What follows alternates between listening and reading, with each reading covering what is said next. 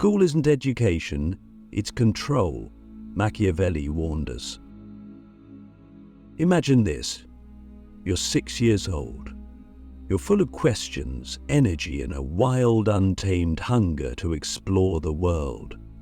You ask why the sky is blue, why people lie, why birds fly south in the winter, and what does the world do in response to this beautiful chaos of curiosity?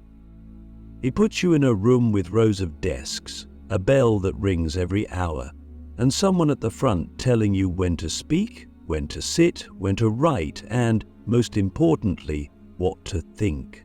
It's called school, but is that really education? Or is it something more subtle and more sinister? Let's start with a brutal truth. We confuse schooling with learning, but the two are not the same. Education, in its raw, original form, is liberation. It's the unfolding of the mind. It's the awakening of consciousness.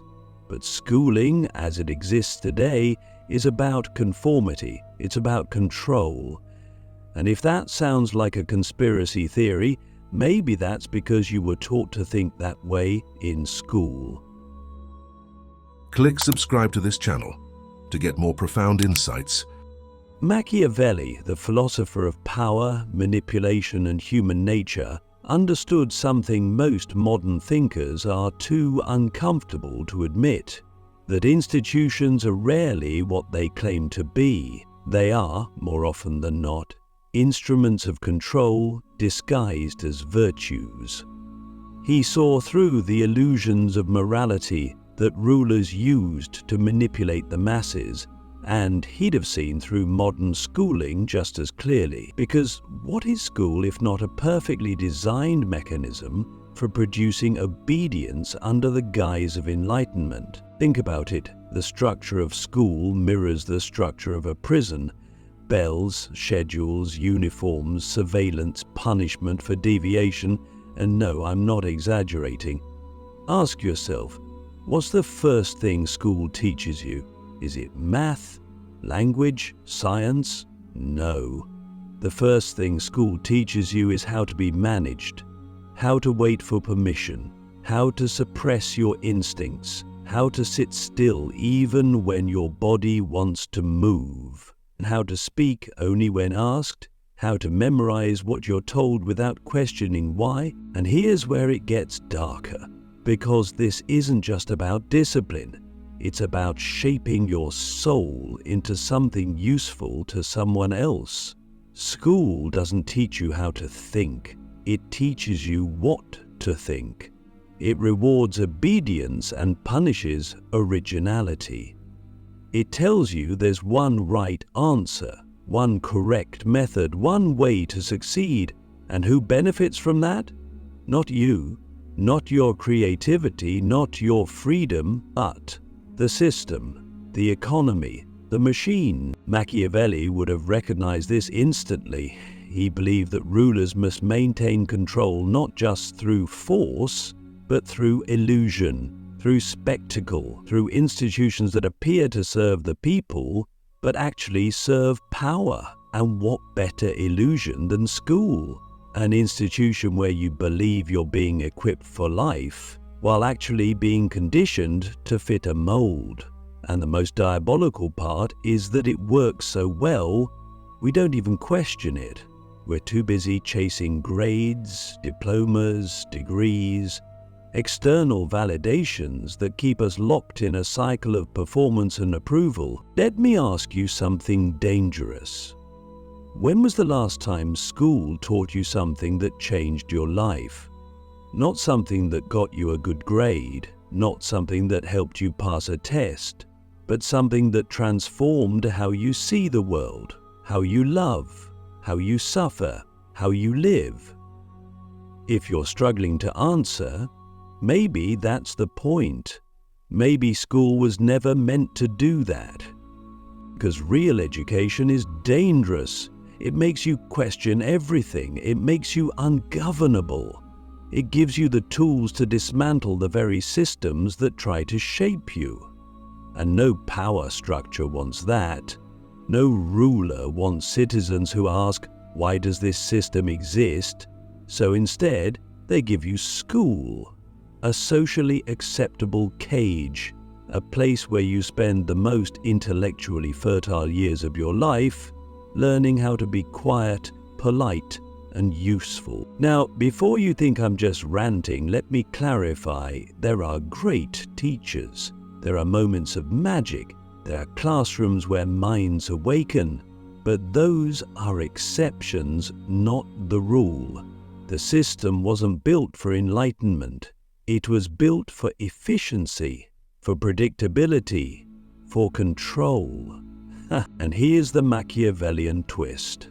The system doesn't need to be evil to be effective. It just needs to be useful to those in power. That's the genius of Machiavelli's insight. He saw that systems don't sustain themselves through cruelty alone. They sustain themselves by convincing you they're necessary, that they're for your good, that they're natural. And once you believe that, you'll defend the very thing that limits you. So the question becomes, what kind of mind do you want? One that's certified, approved, and safe? Or one that's dangerous, curious, and free? Because if you want the latter, then school won't give it to you. You'll have to take it for yourself. The curriculum of obedience. Why you're taught to serve, not think. Let's look at what school really teaches.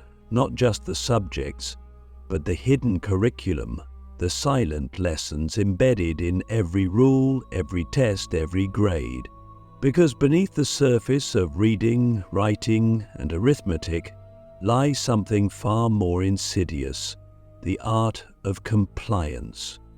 You're not just being taught facts, you're being taught how to submit. And once you see it, you can't unsee it. From the moment you enter the school system, you're placed into hierarchies. Not natural hierarchies of wisdom, character, or creativity, but artificial ones based on standardized testing, age, obedience, and conformity.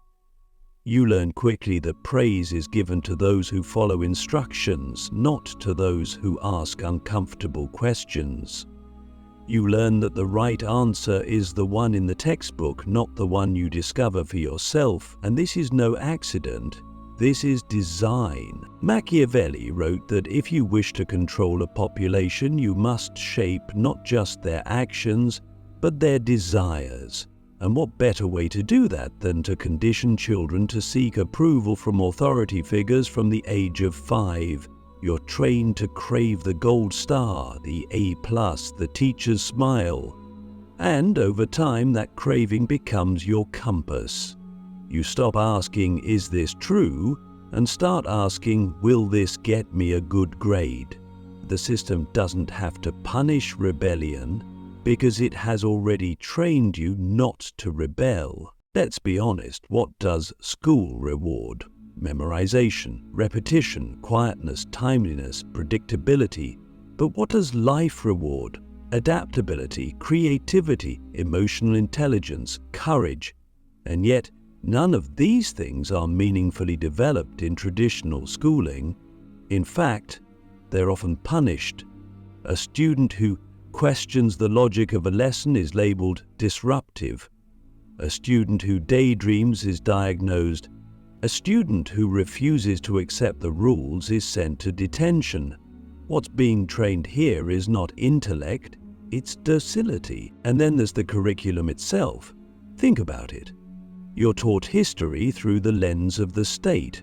You're taught economics without ever discussing who benefits from inequality. You're taught literature with interpretations pre-packaged for you. There's no space for the radical, the mystical, the revolutionary. The curriculum sanitizes knowledge. It presents a world that is orderly, rational, and under control.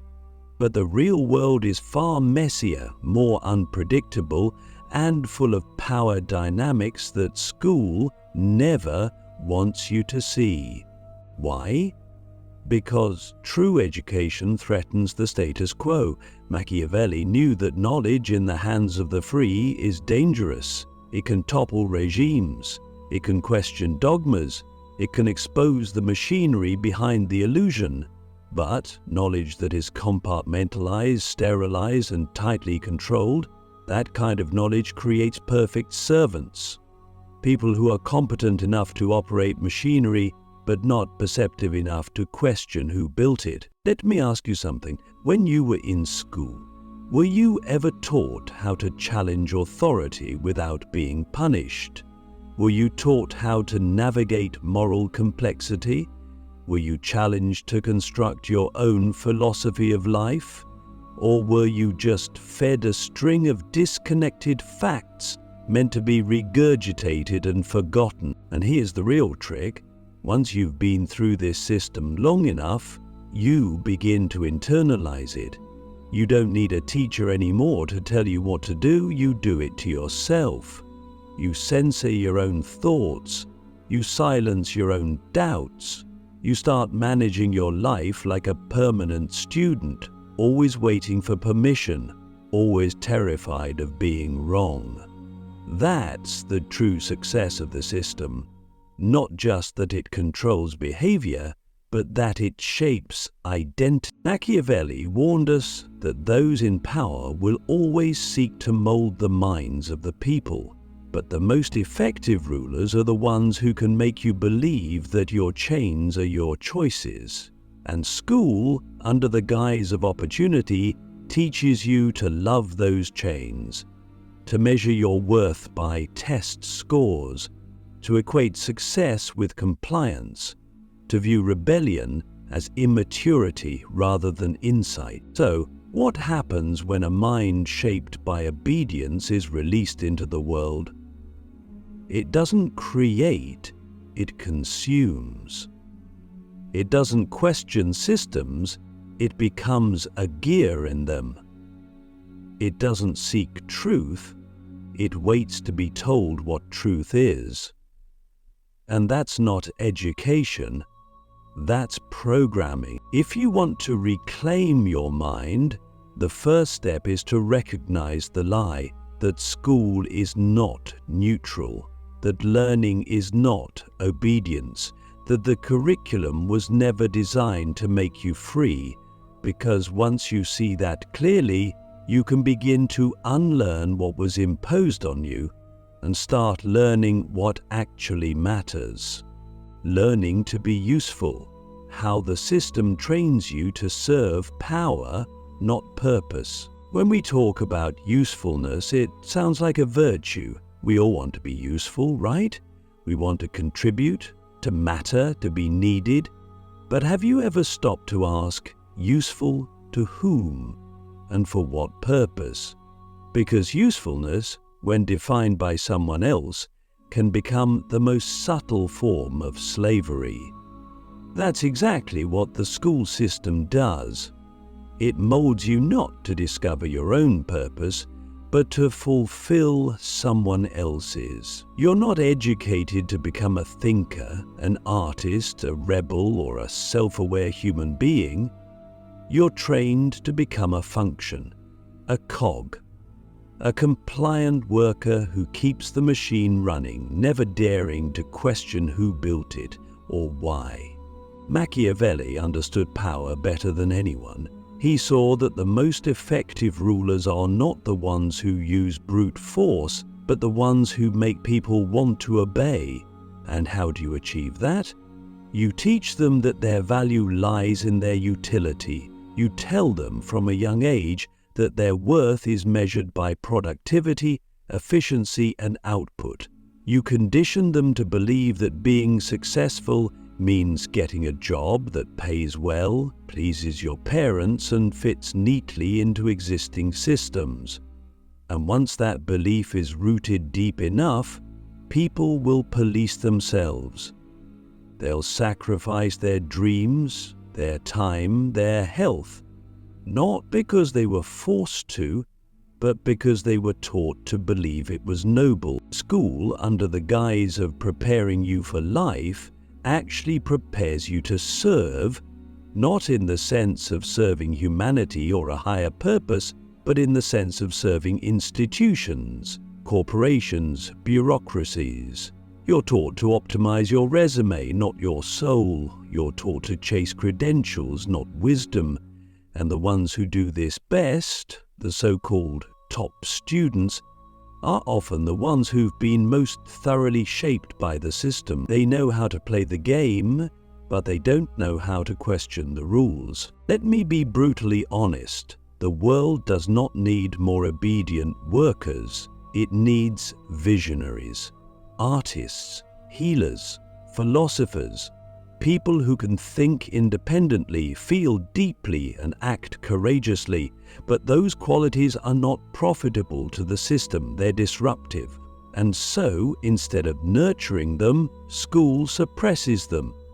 It teaches you to specialize early, to focus on what's practical, to avoid anything that doesn't have a clear economic outcome. You're steered away from the humanities, from introspection, from anything that might cause you to question the very system you're being prepared to enter. Let me ask you, when was the last time you were encouraged to define your own version of success? Not the version your culture, your parents, or your school prescribed, but your own messy, beautiful, terrifying version. Probably never, because if you started asking those questions, you might realize that the whole game is rigged, that what you've been preparing for all these years is not a life of meaning, but a life of utility. And that's the cruel irony. You spend over a decade in school being told that it's for your benefit, that you're being prepared for the real world. But when you finally get there, you realize that you are being prepared to serve something you never chose. Not yourself, not your dreams, but a system that sees you as a resource, not a human being. Machiavelli would have seen through this instantly. He knew that power thrives on predictability, that a society full of independent thinkers is a threat to the status quo. So the solution? Don't create independent thinkers, create efficient, anxious, obedient workers who mistake their servitude for success, who are too busy proving their worth to ever stop and ask what that worth is based on. And here's the tragedy. Many of us wake up to this far too late. After the degree, after the job, after the mortgage, after the soul has been slowly traded for status, comfort, and a false sense of security, we look at our lives and wonder, how did I end up here? But the better question is, who taught me to want this? Because if you want to reclaim your life, you first have to reclaim your definition of usefulness. You have to stop asking, how can I fit in? And start asking, what am I here to do? That question can't be answered in a classroom. It can't be graded. It can only be lived. The escape plan, how to unlearn the system and reclaim your mind. So what now? You've seen the trap. You've felt the weight of it. Years of conditioning, of being shaped to serve, not to think, to obey, not to question, to produce, not to live. You understand that school wasn't designed to awaken you. It was designed to train you, and if you've made it this far, then you're already asking the question that terrifies every system of control. How do I break free?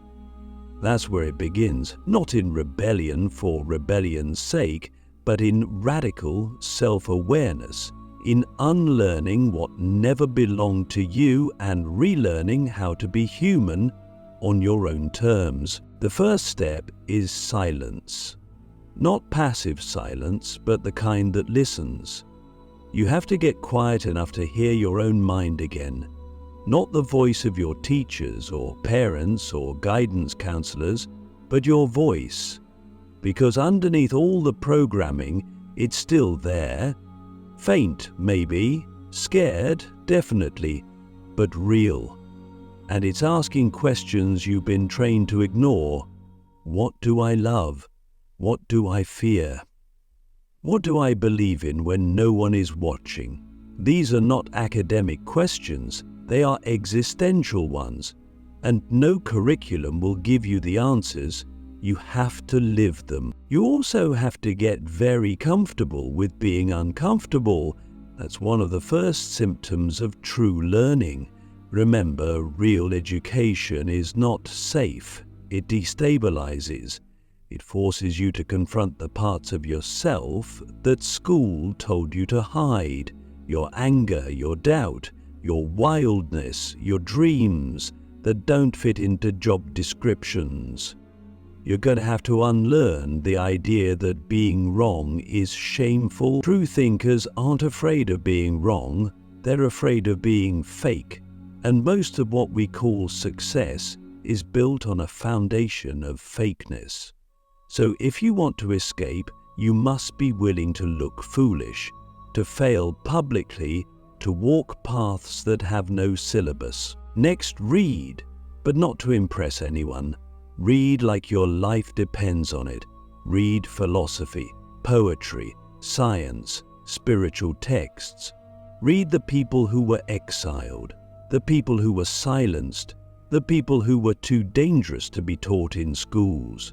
Read Machiavelli, yes, but also read James Baldwin, Audre Lorde, Dostoevsky, Simone Weil, Krishnamurti. Read the thinkers who ask not just how to live, but why. Then, more importantly, write your own thoughts, not for an audience, not for a grade, just for yourself. Carve your mind onto paper and see what it reveals. You'll need to find others too. Escape is hard alone. Find people who are also waking up. Talk with them, not about gossip or trends, but about truth. Ask them what they believe. Share what scares you. Build a tribe, not of followers, but of fellow seekers. This is how you begin to rebuild what school tried to strip away: community, curiosity, courage. And finally, create. Not because someone gives you permission, not because it will go viral, not because it has market value, but because it's the most human thing you can do. Paint, build, film, sing, write poetry, start a project that scares you. Creation is rebellion. Creation is healing. Creation is education. When you create, you take back your agency. You remind yourself that you are not a cog, you are a force. Machiavelli warned us not just about rulers, but about the ways we voluntarily surrender our freedom. He understood that power doesn't need chains when it has habits, and school, for all its promises, often becomes the most dangerous habit of all, the habit of disowning yourself. So the final escape plan is this: reclaim your inner sovereignty. Make your mind your own again. Make your life your own again. Stop waiting to be taught and start learning like your soul is on the line, because it is. And one last question to leave you with: if you had never gone to school, who would you be today? That person is still in there. Set them free.